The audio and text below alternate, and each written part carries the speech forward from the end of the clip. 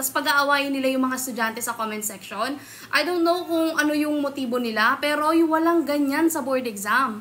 Alam niyo kung bakit? Kasi yung mga examiner, tutulungan tayo niyan makahanap ng way para makasagot sa board exam. Hindi sila magbibigay ng ganyang ka-vague na question. When we say vague, malabo. So, kulang yung facts, kulang yung elements. Hindi natin alam kung anong isasagot natin dyan unless makita natin yung choices. Ngayon, kapag ganyan yung tanong, pag in-identification yan, sasagot mo talaga dyan, murder.